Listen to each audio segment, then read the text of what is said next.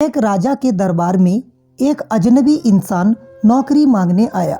उससे उसकी काबिलियत पूछी गई तो वह बोला, मैं आदमी हो चाहे जानवर, शक्ल देखकर उसके बारे में बता सकता हूँ।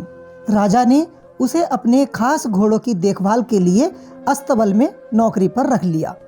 कुछ दिनों बाद राजा ने उससे अपने सबसे महंगे और सबसे मनपसंद घोड़े के बारे में पूछा। तब उस आदमी ने कहा कि महाराज, आपका ये घोड़ा नस्ल का नहीं है। राजा को बड़ी हैरानी हुई। उसने जंगल से घोड़े लाने वाले को बुलाकर पूछा। उसने बताया कि महाराज, घोड़ा नस्ली तो है, पर इसकी पैदाइश पर इसकी माँ मर गई थी। ये एक गाय का दूध पीकर उसके साथ पला बड़ा है। राजा ने अपने नौकर को बुलाया और पूछा, तुमको कैसे पता चला कि ये घोड़ा नस्ली नहीं है? उसने कहा, महाराज, जब ये घास खाता है तो गांव की तरह सिर नीचे करके, जबकि नस्ली घोड़ा घास मुंह में लेकर सर उठा के खाता है। राजा उसकी काबिलियत से बहुत खुश हुआ।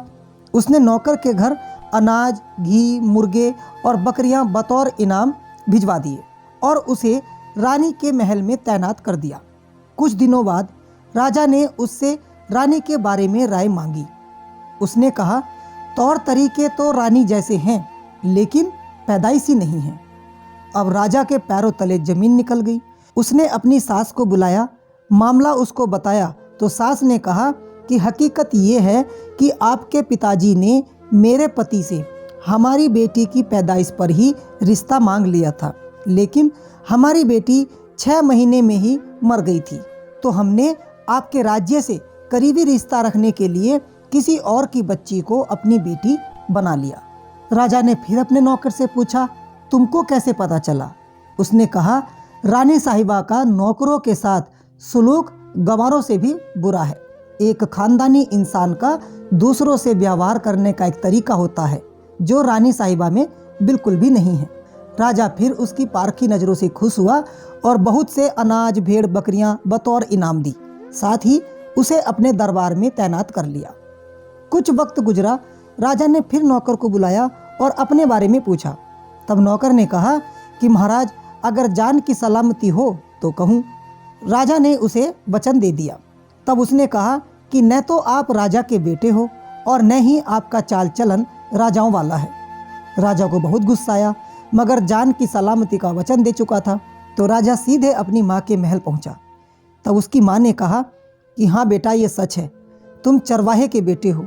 हमारी औलाद नहीं थी तो तुम्हें गोद लेकर हमने पाला पोसा। राजा ने नौकर को बुलाया और पूछा, बता, तुझे कैसे पता चला? उसने कहा, जब राजा किसी को इनाम दिया करते हैं तो हीरे, मोती, जवाहरात की शक्ल में देते हैं, लेकिन आप भेड़, बकरी, खाने पीने की चीज़ें दिया करते हो।